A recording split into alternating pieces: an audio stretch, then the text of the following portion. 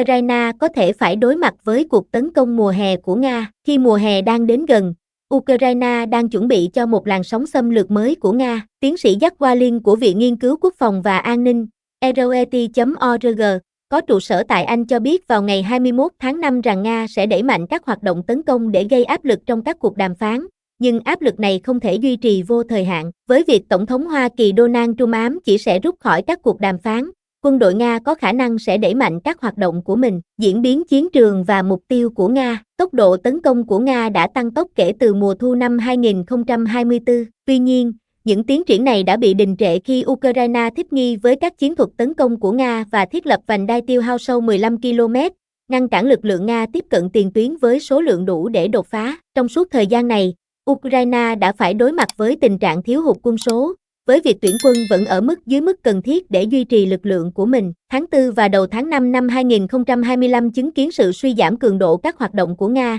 một phần là do lệnh ngừng bắn vào lễ Phục sinh và ngày chiến thắng, cũng như việc tái triển khai lực lượng sau khi các vị trí của Ukraine ở Cúc sụp đổ. Tuy nhiên, việc tuyển quân của Nga đã vượt quá mục tiêu của Điện Kremlin trong những tháng 5 năm 2025. Sau khi điều chỉnh các sở chỉ huy và xây dựng lực lượng dự bị, Nga đang chuẩn bị tăng tốc độ và quy mô tấn công. Tiến sĩ Walin cho biết mặc dù từ tấn công gợi lên viễn cảnh về sự di chuyển nhanh chóng của các đơn vị cơ giới lớn, nhưng hiện tại Nga không có lực lượng để hoạt động theo cách này. Thay vào đó, cuộc tấn công mùa hè của họ có thể sẽ bao gồm việc tăng cường lực lượng vừa phải, với sự gia tăng đều đặn về số lượng và quy mô các cuộc tấn công trên một khu vực đang mở rộng xung quanh trục chính. Thật vậy, có những dấu hiệu cho thấy quá trình này đã bắt đầu. Nga đã dành thời gian gây áp lực lên Kharkiv và thử nghiệm khả năng phòng thủ của Ukraine ở Sumy và Zaporizhia. Các cuộc tấn công này nhằm mục đích giữ lực lượng Ukraine tránh xa Donbass hoặc ngăn chặn các cuộc tấn công tiếp theo của Ukraine qua biên giới Nga. Nỗ lực chính của Nga trong mùa hè này có thể lại nhắm vào các thị trấn chính Kostynitan và Pokrov.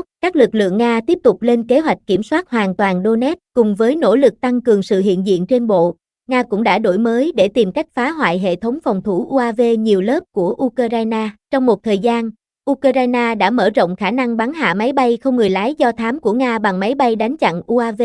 Qua đó là mùa các đơn vị Nga sẽ chỉ đạo tên lửa hành trình và tên lửa đạn đạo vào các mục tiêu ở hậu phương Ukraine. Tuy nhiên, máy bay đánh chặn của Ukraine được dẫn đường bằng radar nhỏ và Nga đang sử dụng các hệ thống để định vị và nhắm mục tiêu vào các trạm radar này. Một nỗ lực quan trọng khác của Nga là tấn công các đơn vị điều khiển UAV của Ukraine. Phương pháp ở đây là sử dụng tình báo tín hiệu và trinh sát để định vị các đơn vị điều khiển và sau đó nhắm mục tiêu vào họ bằng UAV có dây và tên lửa hành trình. Điều này trở nên hiệu quả hơn khi Nga tăng tốc độ truyền thông tin giữa các đơn vị của mình. Ngoài các cuộc tấn công của Nga ở mặt trận, sẽ tiếp tục các cuộc tấn công nghiệp độ cao vào sâu trong các thành phố, cơ sở hạ tầng quan trọng và căn cứ của Ukraine. Phía Nga hiểu rằng những cuộc tấn công này có tác động tâm lý ở Ukraine. Điện Kremlin cũng có thể ám chỉ tình hình xấu đi khi các cuộc đàm phán tiếp tục, báo hiệu với châu Âu rằng hậu phương của họ không an toàn, nhằm ngăn cản quân đội châu Âu triển khai ở Ukraine. Một đòn bẩy khác mà Nga có thể khai thác là căng thẳng giữa Hoa Kỳ và các đồng minh NATO,